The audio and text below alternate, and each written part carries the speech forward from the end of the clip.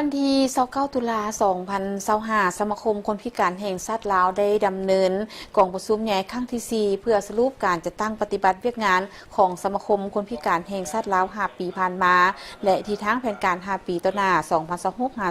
2026-2030ซึ่งกองประชุมสมาคมคนพิการแห่งชาติลาวได้ดำเนินกองประชุมใหญ่ครั้งที่4ภายใต้การเป็นประธานร่วมของทานวิไลนันทศรรักษาการหัวหน้ากรมนโยบายต่อผู้มี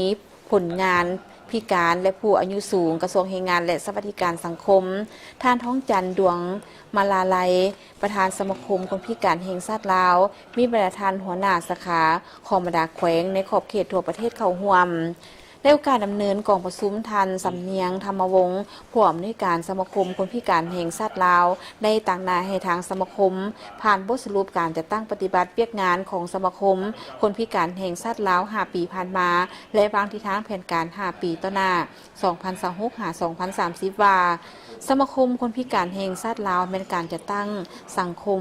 มีพลังบทบาทศึกษาอบรมให้คำแนะนำให้คำปรึกษาและเต้าโฮมความสามัคคีช่วยเหลือซึ่งกันและกันระหว่างสมาชิกและช่วยเหลือสังคมบนพื้นฐานกฎหมายและระเบียบของรัฐปกป้องสิทธิและผลประโยชน์อันชอบธรรมของสมาคม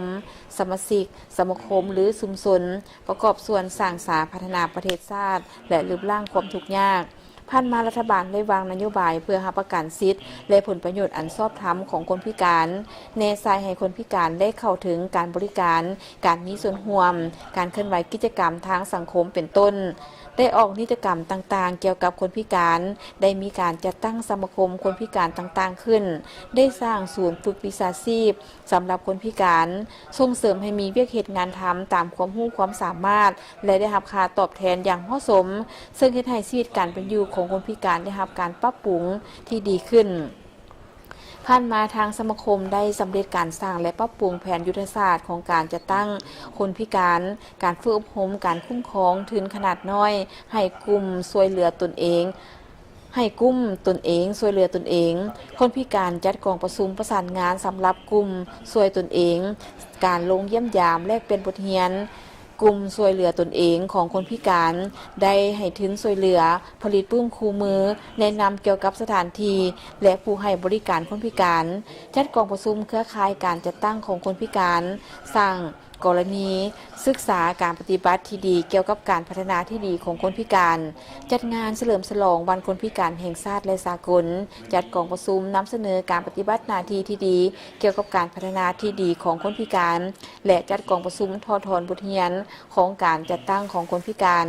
อันพ้นเด่นเป็นกิจกรรมที่เป็นโครงการคือโครงการส่งเสริมความสามารถให้การจัดตั้งของคนพิการที่มีส่วนร่วมสำคัญในการพัฒนาแบบมีส่วนร่วมอยู่3 แขวงคือนครหลวงเวียงจันทร์สวรรณเขตและแขวงจำปาสักที่ได้รับการสนับสนุนจากองค์การเพื่อมนุษยธรรมและการมีส่วนร่วมด้วยงบประมาณ63,582 ดอลลาร์ผู้ได้รับผลประโยชน์จากโครงการทั้งหมดแม่นสมาชิกคนพิการจำนวน150 คนสำหรับทิศทางในต่อหน้าแม่นสืบต่อปรับปรุงแผนยุทธศาสตร์ของสมาคมคนพิการแห่งชาติลาว2026-2030 ขึ้นใหม่ให้สอดคล้องในแต่ละระยะสืบต่อปรับปรุงระเบียบของสมาคมคนพิการแห่งชาติลาวให้สอดคล้องกับดำรัสว่าด้วยสมาคมฉบับปรับปรุงใหม่สืบต่อสร้างความเข้มแข็งให้คณะบริหารงานสมาคมคนพิการแต่ศูนย์การฮอดท้องถิ่นและปรับปรุงกลไกการประสานงานของการจัดตั้งคนพิการขึ้นใหม่เพื่อรับประกันในการเข้าถึงข้อมูลข่าวสารที่พัวพันถึงคนพิการสร้างให้มีระบบฐานข้อมูลสถิติของคนพิการแห่งชาติที่มีความชัดเจนดีขึ้นและขึ้นทะเบียนสมาชิกคนพิการให้กว้างขวางและทั่วถึงพร้อมนั้นกองประชุมจะได้ดำเนินการเลือกตั้งคณะบริหารงานสังคมคนพิการแห่งชาติลาวตื่มอีก